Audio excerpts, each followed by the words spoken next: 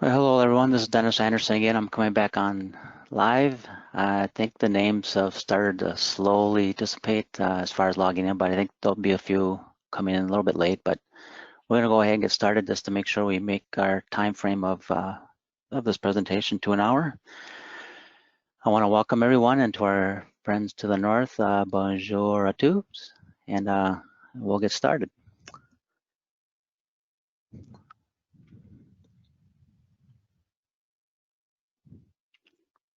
Here's our agenda. So before I tackle the agenda and the presentation, just a few housekeeping items. You do have the opportunity to raise your hand and ask questions. On the dashboard, you can type in a question. But we're going to wait till the very end. We're going to go through the entire presentation and wait till the very end to address any questions. And if you want to raise your hand, you're more than welcome to do so. We will just ask that you're going to have typed in a PIN number for us to unmute you, because everyone by default is muted. And so we'll try that at the very end. And if you raise your hand and if you have typed in your PIN number, we will be able to unmute you, and then you can ask your question live. And I think that's all I got, unless my cohorts of NFRC staff can have any last minute housekeeping items. I'm gonna go ahead and pursue our presentation. Oh, hearing none, let's go ahead and start. So the agenda is, you can see it's short and sweet, but the presentation's got lots of robust items. We're gonna go through a quick background of why we got to the condensation index, a summary of all the current condensation ratings in place today, an introduction of the new CI, and then also go through what I more or less why we came about with CI was how you can use it in a more in a manner that's appropriate for your location. So quickly on the background is obviously everyone's probably experienced or seen some kind of water, a little bit of frost on your windows or doors, and a lot of that's, and so the industry has been prompted to develop some kind of rating system to address that. And reputable organizations that have done so are ourselves, NFRC, FGIA, formerly AMA, the American Architectural Manufacturers Association, and CSA, the Canadian Standards Association. When condensation does appear in the window, the first thing people want to do is blame the window and door manufacturers, when really that's not the case. Windows and doors don't create the moisture. They only react to their environment. So we're going to come to our first poll, and the poll should pop up. And one thing I want everyone who's probably been out at a picnic or sat outside there and had a nice cold beer or a cold glass of lemonade, some condensation will occur on the outside of that glass. And so where did that water on that glass come from? Does it come from the lemonade? Does it come from the ice? Does it come from the glass surface, or does it come from the air? So I'll go ahead and type in or click a number or a letter, and we'll see where our poll lands us. So I'm just going to hold out. I see we've got 64 voted. It's roughly, it's still climbing. I'll let you know when we get at least 75% there. All right, we got about 75% have voted, and the answer was, or that the predominant response was the air. 6% did say the glass surface, which kind of has a play in it, but really it's the air. And so I'm gonna go to the next slide. And just like that, cold glass lemonade, condensation occurs on surfaces when the warm air comes in contact with a cold surface. So that cold lemonade glass was cold because of the ice. The ice made the glass cold, and which in a sense made the glass surface colder than the air. So it was below the dew point.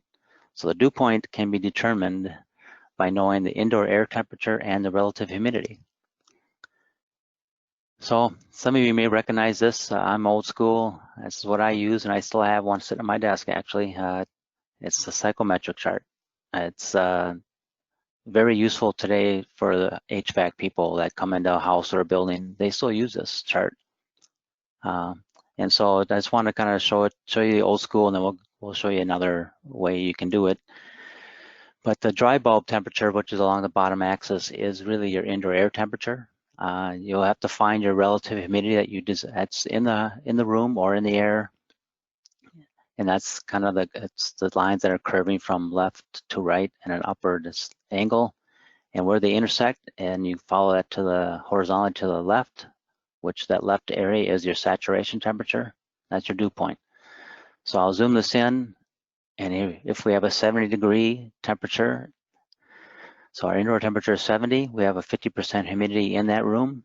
We find where those meet, follow that to the left, and we got a 50-degree dew point temperature.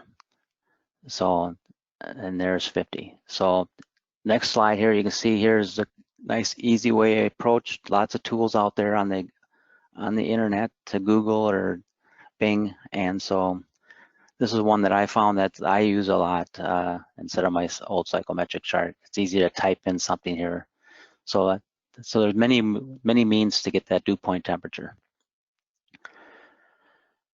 And so the reason I'm emphasizing dew point is because that's the basis for determining the likelihood of window condensation or something that's condensing on the surface of your product. And that's the derivative that we're gonna talk about, and that's that NFRC condensation index, how we can use that. So what the simulators will be doing are sim labs, and all architects and consultants that also use the software can use 2D modeling to determine the surface temperature of the framing or the glass of a fenestration product.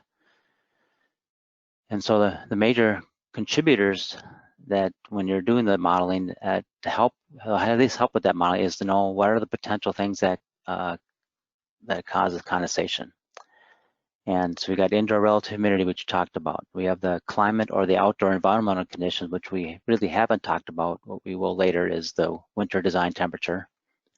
The material types of the window and door, so steel, aluminum, thermally broken, wood, vinyl, they all perform differently based on that the temperature or conditions. And then the last three bullet points here, we really don't simulate for, but it does cause some condensation problems, and that's the shades and curtains. When you close the curtain over a product, it causes another layer, which then causes that glass or framing to be colder. And it's not because the shade made it colder, it's just that you caused it a barrier for that indoor air temperature to reach that surface, so it makes the glass or the framing colder. You can add heaters and fans below or above the window, and then you can have air exchangers. And I cross these up because I just want to emphasize that NFRC does not rate products based off how the shades or curtains affect things, or heaters and fans, or air exchangers. So summary of all the condensation ratings. There's 3 organizations that have condensation ratings today, and their respective methods are at the NFRC side, and there's 2 right now that are currently in place. One is active, one is waiting in the weeds to come out and become our new condensation index. The NFRC 500 2017 is the one today, and that's the traditional one that got us the rating of condensation resistance. The ANSI version, which is 500 2020, is our condensation index. That's been approved through the ANSI process as well as our membership. And so once we're ready to implement or let that take off, that'll be the one that'll replace 500-2017. The Canadian Standards Association have the A440.2.3. That's also an optional condensation rating, but they call theirs the temperature index or I value. And then you have the FGIA, the Fenestration and Glazing Industry Alliance, which was formerly the American Architectural Manufacturers Association. So you'll still hear a lot of people call them AMA. You'll probably find me saying it too, because it's been 20 plus years I've known them as AMA. But they have the 1503 test method, and that's the one that gives you the condensation resistance factor. The condensation resistance factor. So here are the 3 standards, this the cover pages. You can see the box on the left is the simulation only method. for rating condensation. The two on the right are physical tests only. Those are not simulation methods. You can't get them physical tests, so you'd have to actually send in a test sample to get those ratings. So starting with the AMA 1503, you can see on the left an image of a typical product. They specify exactly where the temperature sensors are to go. We call them thermocouples. You apply those, and then the CRF rating, or the condensation resistance factor will be, you get a condensation resistance factor for the glass, and you get a condensation resistance factor for the frame. The lower of those two is the overall product CRF. And so you can see that it includes all temperatures on the frame and all temperatures on the glass for the averaging. So there's some stratification that goes on. So obviously a product that's always warmer at the top and is at the bottom, but this, because of pure science, cold air falls, the hot air rises. So you'll see a stratification effect. So those will be slightly different than us doing a simulation method.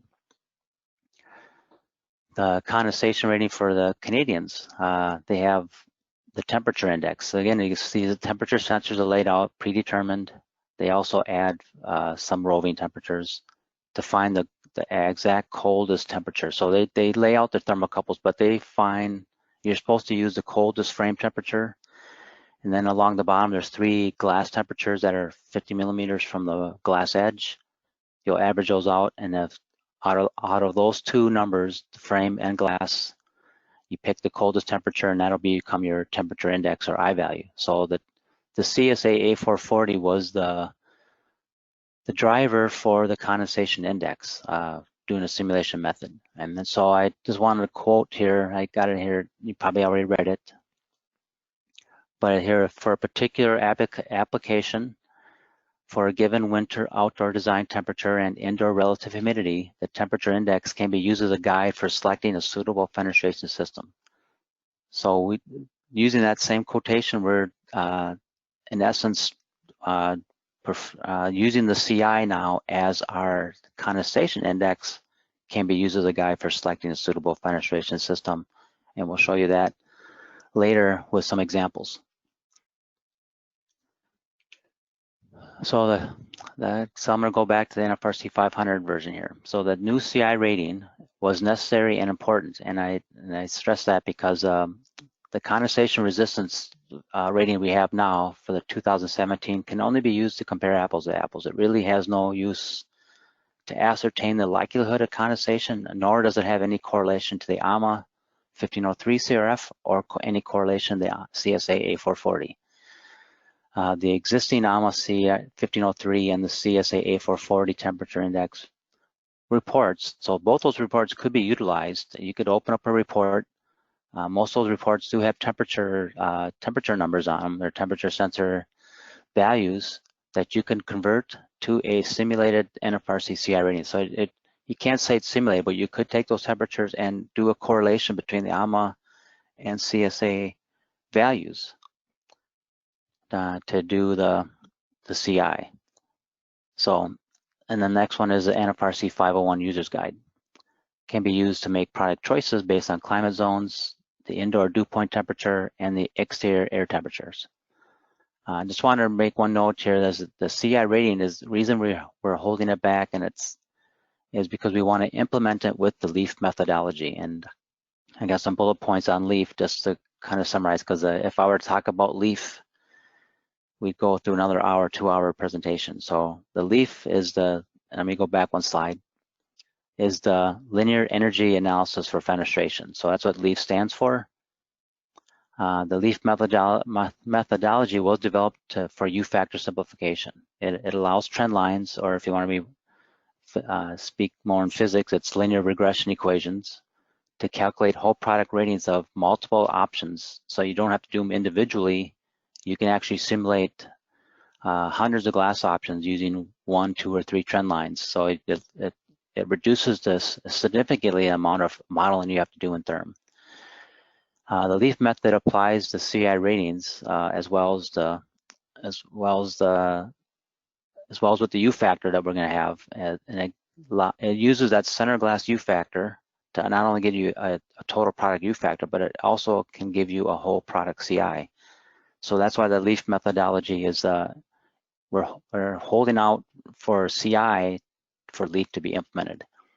And we're hoping that the implementation of LEAF will occur once the board of directors approves the pilot program, which we're slowly getting going. We got some things to finish up yet, but we're hoping to start that anytime between October and the end of the year. The sooner the better, but that's what our goal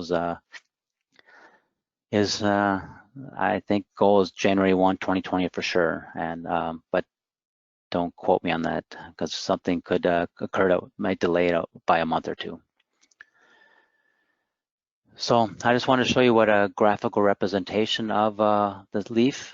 This is just one graph. We won't be using graphs. You can use equations, as I mentioned, but I wanted to show you the equations that are showing up there. You got the blue line, and I'm colorblind, so bear with me when I say I'm not going to use all the colors here, but there are different shades of color that you probably guys can explain better than I can. But the bluish line is that U factor line, so that'd be total U factor rating using the 3 center glass values, and then the other lines are your condensation index for the edge of glass, the frame, and the center glass. So basically, if you know your center glass value, you can come up with a total product U factor, and then you can, whichever line you hit first will be your condensation index value. So let's kind of put it in mathematical terms here again, and more of a physics here is the CI is calculated by the user. The software tools, you're still going to use Berkeley Lab Window and Therm to do the modeling and simulations. And then you still model all cross sections that make up that product, but only need a certain amount of cross sections based off trend lines. You'll find your coldest temperatures on the frame, sash, and all anywhere along the entire frame profile. You'll find your coldest temperature on the edge of glazing, and then you'll find your center glass temperature. And the center glass temperature is the one difference. You'll obtain that from Berkeley Lab Window and not Therm, unless you have dividers. I didn't want to muddy up the waters on the CI with introduction of dividers as yet. We'll do that when we do physical training with all the simulators, but the divider actually is a center glass component. So if you have a divider, whether it's true divided light or a mutton bar between the glass, that's a center glass value. So more likely that'll be your cold point and not the center glass. So my next slide here is those that probably recognize Therm. You'll model your cross section in Therm. It could be up to 7 for a sliding patio door, or it could just be 3 for like a fixed window. You run all your models, peruse or at least scan the surface for the coldest temperature, making sure that you're not more than 13 millimeters. You can't be within 13 millimeters of where the glass touches the framing. And then you'll go, and then for your center, for your glass edge, you'll always move 25 millimeters up from where the glass meets the framing. And if you don't have dividers, as I mentioned before, you'll grab your center glass temperature from Window, Berkeley Lab Window, and not from Therm. So I put a big X out there to make sure you don't use the Therm model to grab a center glass temperature. Grab it right from Window.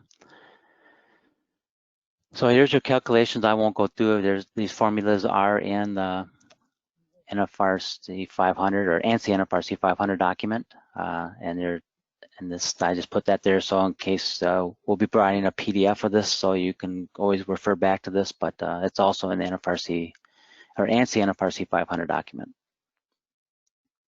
So one thing I want to know here is the game winner. Here's me scoring a game-winning goal. And what's nice is the NFRC is on the cusp of finalizing software that will grab these temperatures automatically. So if you had hundreds of frame profiles and you didn't want to do those manually, which would have been pretty much a lot of pain, we have a software that will do that, and it seems to be working pretty well. But we'll introduce that to all the simulators first, and then we'll probably publish it for the public to download as well.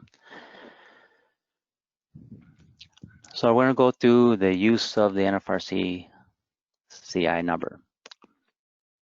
So I want to just take a shout out to Jeff Baker. I'm pretty sure he's on this call, but if not, he'll probably hear about it, that I'm thanking him for this. But he introduced me to this paper, and once I read this paper, I was just amazed and in awe of the theory behind doing a condensation index. It was what prompted me years ago when I was NFRC staff, before I jumped to another lab and then came back to staff, was to use this paper as the means to drive the CI. So the biggest thing I want to point out is this formula right here is the biggest thing. That's what developed, is pretty much what developed the table in the CSA A440.3, and that's table II.2, is this formula is actually introduced into the table. And so it's the same thing we introduce this exact same formula into the NFRC CI table. So if you're interested, we have that paper published on our website, or not published, it's posted on our website. This is a Hakeem Zomani, I don't want to say we published it, it's Hakeem Ahmadi's paper, published in March of 1995. So if you're interested in reading it, I would take a look at it, because to me, it's an actually interesting read. So here's the table that's in ANSI NFRC 501, not the ANSI, I'm sorry, NFRC 501. I didn't show that earlier, but the 501 is a user's guide to the ANSI 500 document. So the user's guide is what I'm hoping that most people will go to. It was never used in the past, but I'm hoping it gets widely used now. And this table is you can see you got the winter design temperature along the top. That on the left side we have relative humidity and dew point, and then in the middle there is the condensation index. So as relative humidity rises, the dew point temperature will increase, which is obvious. You can see that. Which with that increase, that means the CI of that, the required CI for a product will also need to increase as your relative humidity increases. And just as the outdoor temperature gets colder, so if you get cold, as it gets colder outside, a higher CI will also be required, as you see, so you're moving to the right. So let me take those away. And so what's nice is the table is set up, it's simplified, and we can't put every temperature down. We went in 5 degree C increments, so you may have to interpolate. So if we're between -20 and -25 C, say you're at -23, we move down, or we say we're at the 40% humidity level, and so you just got to interpolate in between, and roughly that's a 68. So that's how you would use. What's nice about thermal characteristics, it's all linear, so it's a nice simple interpolation. One thing we also introduced into the NFRC 501 document was heating degree days and using the Iecc climate zones. The Iecc standing for the International Energy Conservation Code.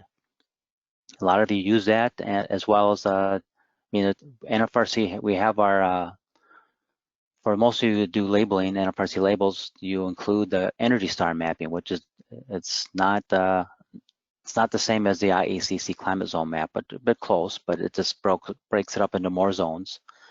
But the heating degree days, I think, is something that a lot of specifiers will use.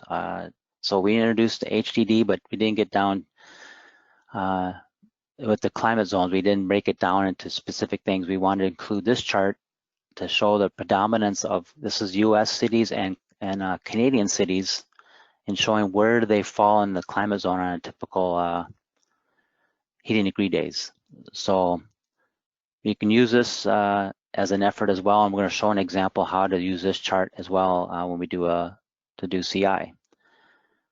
So there's a typical Iecc, they see America on the left and Canada on the right. There's their climate zone maps. And so we're just going to go through some examples. And so the first one I'm gonna do show you how we use that chart, and then we got a couple polls set up to kind of see where you think the answer would be on a second and third examples.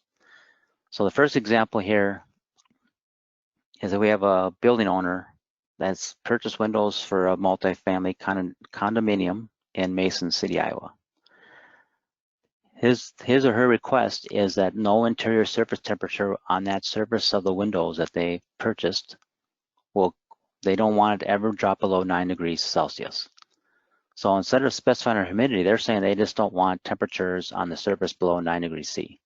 So that's the request, and the known is the winter design temperature for Mason City, Iowa is minus 23 degrees Celsius. So what CI rating of windows shall the owner be looking to target? So the first thing I'm gonna do is go to the 9 degree C dew point. Then we're gonna go, it's minus 23, that falls right in the middle. So I'll highlight both, move it down, and there you can see I'm at 71 to 74. So the answer would be roughly targeting 72 to 73 as a CI rating that'd be appropriate for Mason City, Iowa. So second example, I'm just gonna kind of go show you the chart, kind of explain what the scenario is, and then we'll poll it. So example 2, we have a homeowner in Chattanooga, Tennessee, has condensation concerns with his or her newly purchased windows. Their request is they want to minimize condensation potential. They're concerned. Their knowns is that the label on their product had a CI rating of 63. They know that their home humidity levels will never exceed 50%, probably be lower, but they're going to be conservative and say 50% in the home, and they have ventilation equipment that should keep it at 50 or lower. And the winter design temperature at the 99% level is minus 7 degrees C. So the poll is now, will these windows ease the homeowner's potential condensation concerns? So so the poll's open,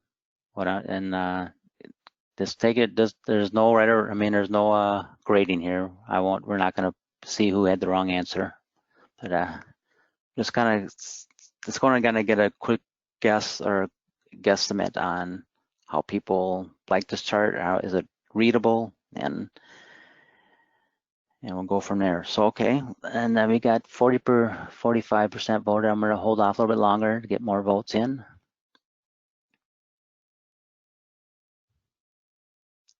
So we're at 50%. May give me about 10 more seconds, and then we'll go through it. Okay, so we have an answer. We have 66% yes and 34% said no. So here's where we go. So one thing we do know is we have 50% humidity. The second thing we know is that minus 7 degrees C winter design temperature. So we're between minus 5 and minus 10. So we'll bring the arrows down. And so you can see right there, we're between 58 to 65. Minus 7 falls more towards probably the 61 range. And so the answer is yes. Because of interpolation, you can see that we're going to fall roughly between 61 and 62 in that range. And so the CI rating of the window will work for this for Chattanooga, Tennessee. So those that answered yes, great job. All right, example 3. And well, again, this was up for poll. I'll explain the situation, and we'll open up the poll again. And so we have an unknown CI rating by the homeowner. This homeowner has existing windows in a home in Omaha, Nebraska. He likes those windows so much that he wants to buy the exact same windows for his home in Winslow, Arizona. But he wants to know for sure is what he's purchasing, will it perform the same in Winslow, Arizona as it does in Omaha for eliminating the likelihood of condensation. So there's a couple things you have to do there. So we'll just go ahead and open the poll. Make your best guess on this. Don't try to study it too much. But there's 2 things you have to look at. How is the home performing in Omaha? What is the likelihood of the CI there compared to the CI for Winslow, Arizona? So the votes are coming in. This one might be a little tough. This is a little tougher because you actually got to do 2 things here. You're looking at 2 winter design temperatures and 2 humidity levels. And we're still collecting votes. We'll give it another maybe 15 more seconds.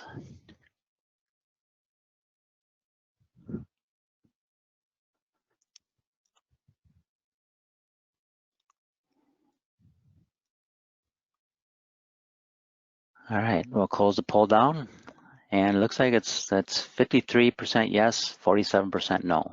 All right, so let's go through what we think here. All right, so the two things we need to be aware of. So I'm going to highlight the two things. Here's the two knowns. The home in Omaha and the home in Winslow, Arizona. We know what we're dealing with as far as the relative humidity and the winter design temperatures, which I abbreviated as WDT. So we'll start with the Omaha home. 40% humidity, minus 19 degrees C. We'll go, so our target minus 20 on the winter design chart. We'll move down and roughly 65 to 66. So we'll say 65 to be conservative, because again, we don't know what that CI rating was. But there was no condensation on that home, so that's why this homeowner wants to buy these same windows for Winslow, Arizona. So now we're going to go to Winslow, Arizona conditions. So we got 65 there and Omaha. So now we got 50% humidity. We have a dew point of a winter design temperature of minus 10. We'll move down, and here it says 65. So lo and behold, that's 65 to 66 for that unknown CI rating we think is in Omaha. Will work if they purchases new or Winslow, Arizona with the NFRC label, that NFRC label of CI of 65. He or she should be just satisfied that yes, although the Omaha home had an unknown CI rating, the table indicates that the climate conditions are closely equivalent with a CI of 65. So those that answered yes, good job, très bien. Okay, so next one, we're not going to poll this one because this one's a little more difficult, but I want to show you how to use the heating degree days and the climate zone mapping. And so we're going to go through this one together. So this one here is, the request is that the developer to decide on a model of windows to acquire. And what they're doing is they're actually they want to find the best CI rating for a tract of homes they're going to build between the cities of Montpelier and Burlington, Vermont. And so what they do know is they're going to say that they're going to do whatever they can to put in ventilation equipment that'll keep the humidity at 50% or lower. And what we do know is the Montpelier, Vermont area has a heating degree day listed in the ASHRAE table as 4,560 HDD 18C. So that's a Celsius version. There's actually an imperial unit version, but totally different number. So there's no way to convert. It's a different conversion, so don't be hung up on that. But so we're going to use Celsius here. And then for Burlington, Vermont, the heating degree days or HDD is 4110. So I'm going to go ahead and click here to show this is what we got to highlight, and then I'm going to show the mapping. So you can see that what we have here is between 4,000 and 5,000 is that Montpelier and Burlington both fall in that 4,000 to 5,000 HDD range, which is climate zone 6. And you can see the conglomeration of all those dots show up, and you still have to do a little bit of work here. You can say, okay, if you want to be more tight, you can say the center of that big blob, if you want to call it a blob, is minus 20. But I'm going to say, I'm going to say minus 15 to minus 25 degree Celsius winter design temperature. So now we know that it's minus 15 to minus 25. We hold that into our memory. And then I'm going to bring the table back. And now what we're going to do is, okay, we got 50% humidity. Winter design temperature was minus 15 to minus 25 based on that HDD chart and the climate zone mapping. And so we'll just move down to there, and you can see there's a big range. You want to say it's an average, but it's 73 is the average, but you can say the homeowner or the builder is going to pick a range of windows that's between 69 and 76. That sounds like a big range, but if you want to get more tight, then they'd have to do some more specifics if they wanted to, but at least they now have a target range to go for.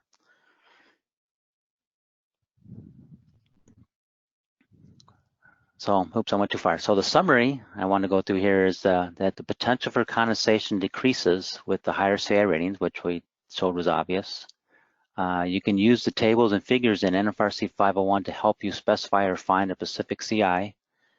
And if the CI is unknown, you can use table 7-1 in the 501 document, which will assist if you have at least 2 of the following are known. You at least need to know the winter design temperature or relative humidity and or a maximum allowed interior surface temperature. So if you have 2 of those 3, you can determine a CI. So that's it. I wanted to leave plenty of time for any questions, and so now I'm going to open it up to my cohorts. If you let me know if there's any questions we need to address. Hi, Dennis. Scott here. Right now, we don't have any questions that have come over. We would like the folks to use the question box so we can control the questions properly. So type in any questions, folks. Thanks.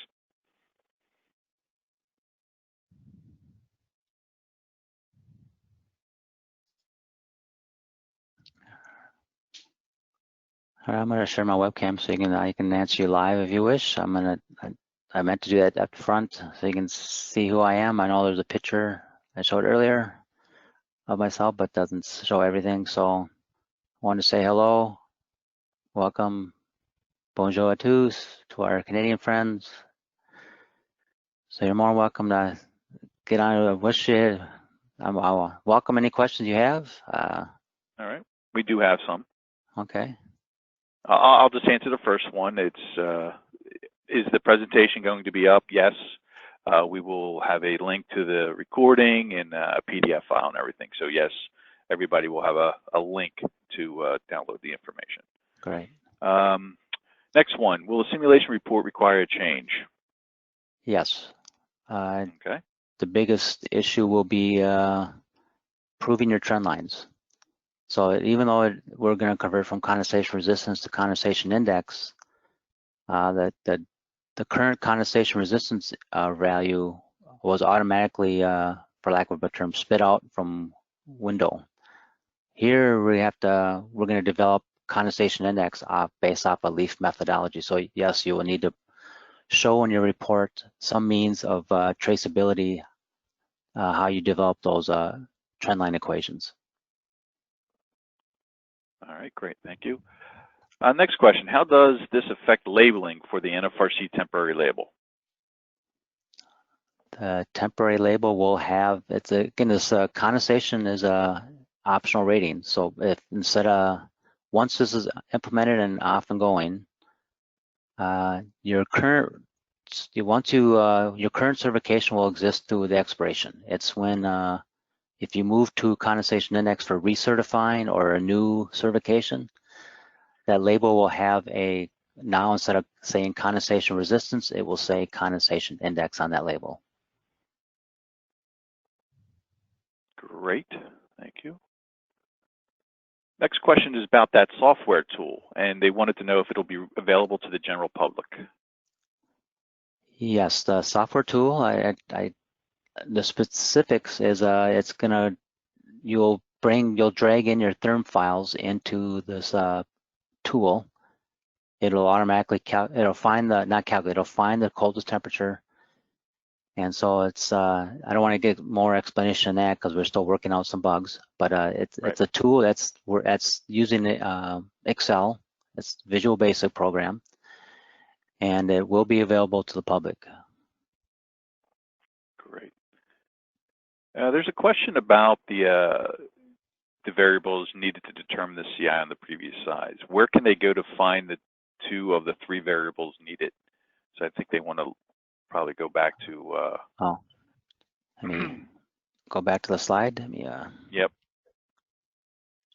I will use this chart as an example. So you're mentioning or referring to like the RRH or dew point or winter design temperature. So winter design temperature, you would can get that from the ASHRAE tables, but I think there's other places you can get it. There's another manual that I use called Manual J. It's another one that has winter design temperatures in it for specific cities. But the relative humidity and the dew point come from whatever indoor conditions you're trying to specify. So if you live in an apartment and you do a lot of cooking, a lot of showering, a lot of cleaning with, say, the kitchen area, your humidity might be at a point where it just never goes below 60%. That way you'd have to measure, and you can measure that with any kind of device that you can find at some local electronic store, a cheap version. But once you know your relative humidity in the room, you can take that relative humidity, and if you know your indoor air temperature, which again also can come from a same device that might be that you can get from a local electronic type store. There's a math, and I showed you that dew point. I am gonna have to escape out of the PowerPoint and go to that slide. But so excuse me for a moment while I find that this one here. If you go to this website, dpcalc.com, that's one of several. There's more. This one, and I found that it was easy to use. But if you know your indoor air temperature, you know your indoor relative humidity, you just dial it in, and it'll give you the dew point. If you don't know the humidity, but you know the dew point and the temperature, you can dial those two in, and it'll give you the relative humidity. So, and it works in both Fahrenheit and Celsius. So I hope that answers the question. I'm not sure. Okay. So bear with me. I have a couple that are very similar. So for the folks, I'm not probably going to announce your question exactly, but there were some folks asking about any correlation between the tested versus the simulated values. So I'm just using that, but there's about 2 or 3 people or 4 asked that. Right. Okay, well, tested one, that the tested version goes into a hot box, a guarded hot box that has very well controlled conditions. So it's never the same as if you were to build a chamber at your house and do the same test. It's a totally controlled and an ASTM international standard. So how they would compare, they're going to be close, but they could be up to 5-degree difference on the surface temperature, but they are usually pretty close. To me, the simulation method is a very conservative one. The physical test method is, if you want to say it's a real world case, it is. But it's also very controlled. That you're controlling the convective heat flow on both sides of that product, whereas you're not controlling it in the house. It can vary based on how that whole house is built. If it has ventilation equipment, or does it have none, and it's just tight and has no air movement. So as far as the simulation method and the test method, I would say if I had to make a determination now, if I was held to it and I had to make an answer, I would say you're going to be on the conservative side with the simulation. The test side is probably more realistic, but the simulation is very conservative. So I'd say 5 degrees difference on the surface, and it may be a little bit more, maybe a little less, but but I would say that was the best way to say it. If you were to specify a CI of 60 and you tested it in the real world or in a chamber and got a 60, say a 70, you're going to get you'll be okay for the simulation side. So I know I got a little wordy there, but I think that's the best way I can say that. The test and the simulation are somewhat comparable, as just the simulation is more conservative. Okay. So I'm going to ask you, just bear with me, I'm going to get through these questions here, but they all sort of handle the same thing. You basically have 2 questions here, and it's really about directly comparing the value, the CI value, to the CRF, and also the NFRC condensation resistance. Can they be directly compared? And if so, how can you quantify the difference in performance of the ratings? Okay, so the easy one to answer is this: condensation index and condensation resistance by NFRC has no correlation, totally different. As the CR, which most people call it CR to say it quicker, is really just apples to apples comparison. You cannot use it to do any prediction. That's just want to compare one product to another. Whereas condensation index, if you wanted to compare it to the AMA CRF. Let me back up a few slides here, so bear with me. I'm going to move through faster by going down there. So here's the AMA CRF, and if you wanted to get a good estimate, again, you can't say it's a direct comparison, but if this window has been tested, and you have all these thermocouples laid on the window and the glass, if you just plucked out the very coldest temperature out of these, and the test lab puts 14 thermocouples on, and they also put a few rolling temperatures. They try to find an additional cold spots, 4 additional cold spots.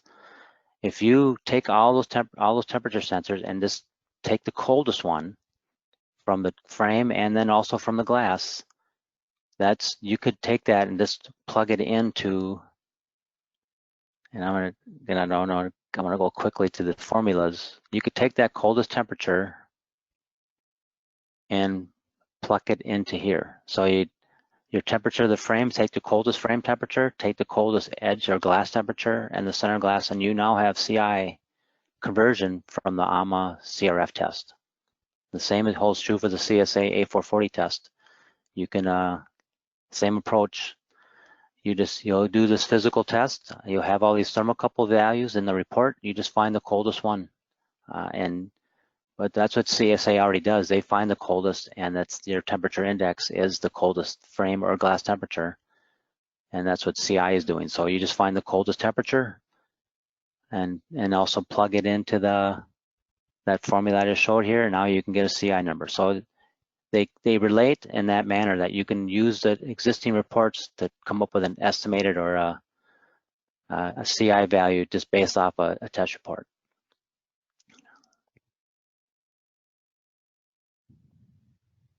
Okay, so I have a follow-up to this question here. You know, you explained the differences between the ratings, and the one question was, why is the CI going to replace the CR? Okay, well, then let me, I think that's, let's see here. I kind of put that in some bullet points. I just want to, in case you want to go back to that when you get the PDF, the biggest thing, and so you can see on this slide here, is the biggest change why we wanted to do this was because the CR value or condensation resistance that we do today is only comparing products. You cannot use this value at all to do any predictions. It's strictly if you were to go to a Home Depot or a Lowe's or any home building store, and you saw 2 windows. One has a condensation resistance value of 20, and the other one has a condensation resistance value of 21. In your mind, you're going to say, okay, the 21 is better because the higher the value, the better. That's all you can do. It's comparing one number to another. Now the CI has an effect that, okay, you have a CI of 20 and you have a CI of 21. How will that relate to where I'm putting that window? Is that one CI a big enough difference that because of humidity issues or dew point issues?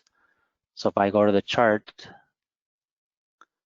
so excuse my, so if I go to this chart here, you can see the CI is incrementing. It goes up as the humidity goes up. So if I know my conditions in my house, maybe that one CI is big enough difference. Usually it's not. A 1 to 2 CI to me is within the same margin of errors. Like say with political polls, they say the margin of error is plus minus 3%. I say plus minus 2 CI, you're probably in the same boat. But if you're going to compare increments of 5, then you're going to want to know as a homeowner, what are my typical relative humidity issues, or do I have dew point problems? And so that's why the CI is a much different value than the condensation resistance we use today. You couldn't use this chart at all for condensation resistance.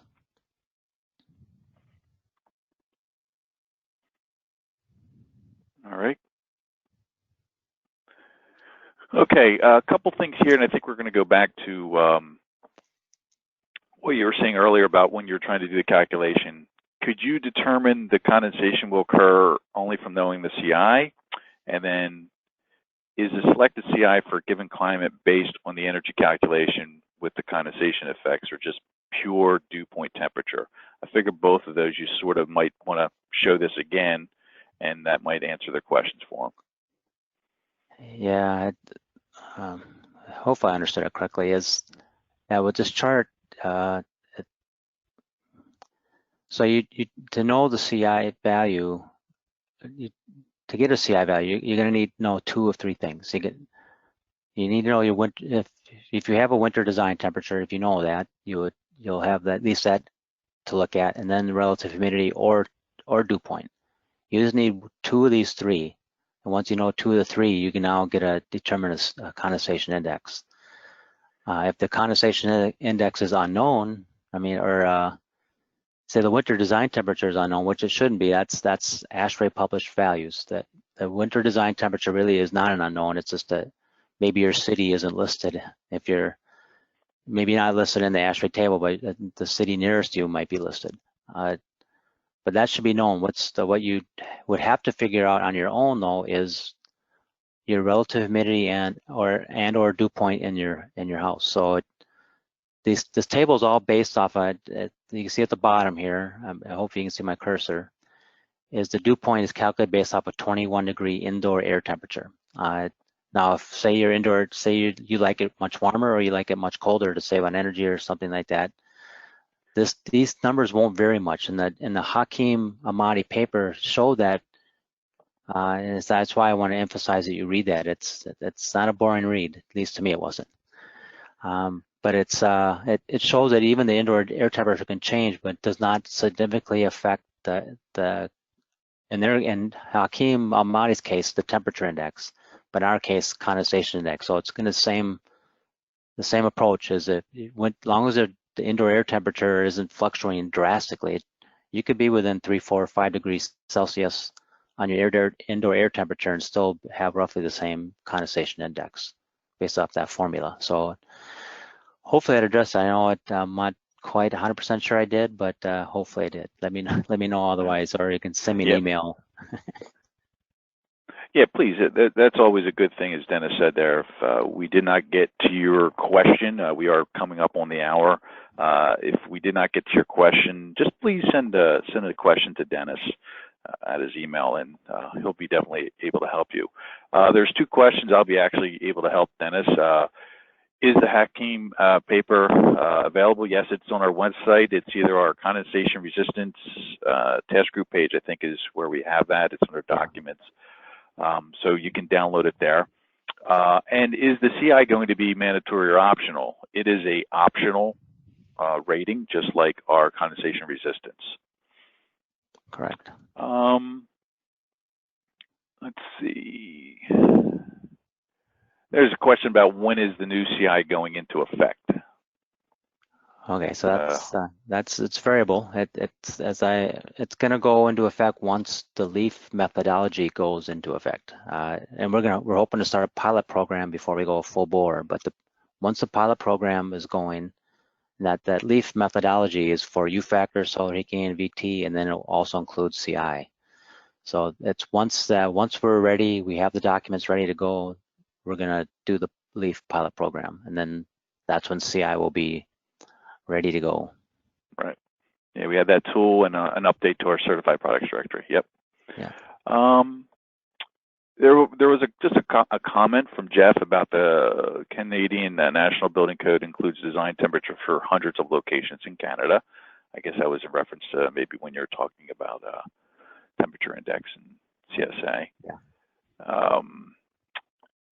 Someone asked about when will the tool be expected available. The goal is to have it out as soon as possible in the next couple months when it's ready, and it'll be available prior to implementation of the pilot program. I believe there's a question. They said, will simulation testing be virtual? But I think maybe training, and when will that take place? I believe that's their question. So maybe for the use of the tool. Yeah, we'll probably schedule some training for that. That wouldn't want to just throw it at you and not provide some kind of training how to use it. So yeah, I don't know when that will be, but yes, we'll provide virtual online training for that. Great.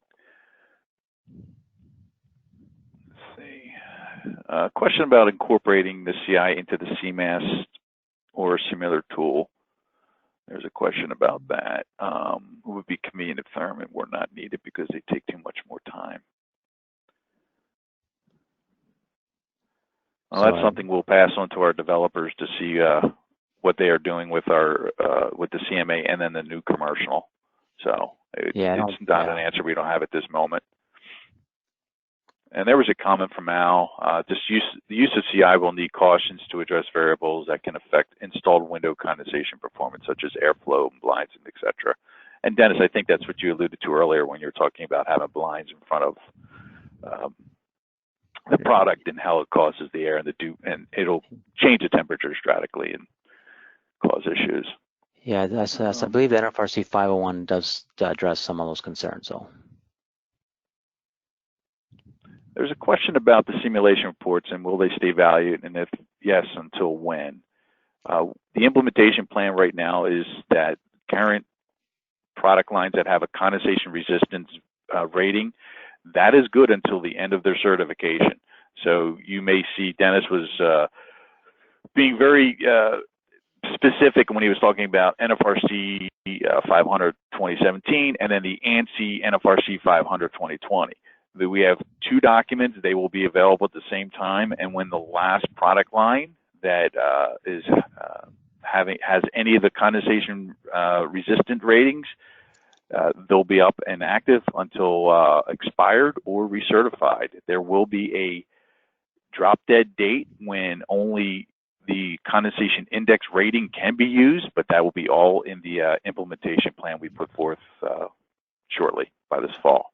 Right. I think I just have, what does a simulation take as far as the effects of stratification?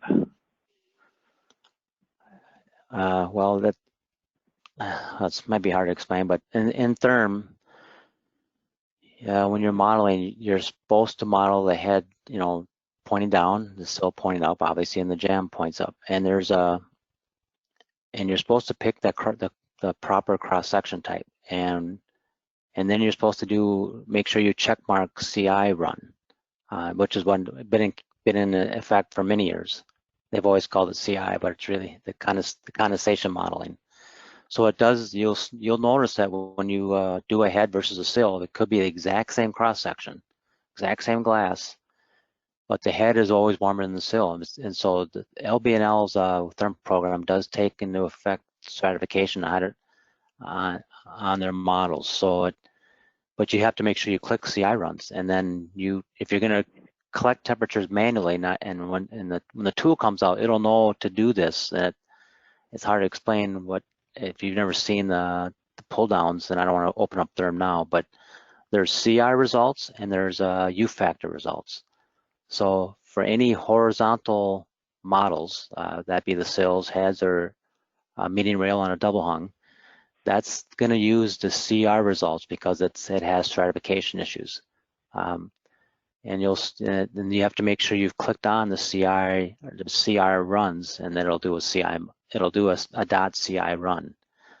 So it's hard. I mean, I'm probably talking over your heads now, and it's hard to not see it on the screen. But yes, it does take into effect that. I don't know how accurate it is, but it does. You'll notice that the head is always warmer than the sill on the models, if it done per the rules. Okay. There was a question about, have we done any webinar training for LEAF? And the answer is yes. We provided some training earlier this spring. We, of course, will be doing some additional training. We just not have set any dates yet. So if you're interested in that training, please send an email to Dennis or myself, Scott Hanlon.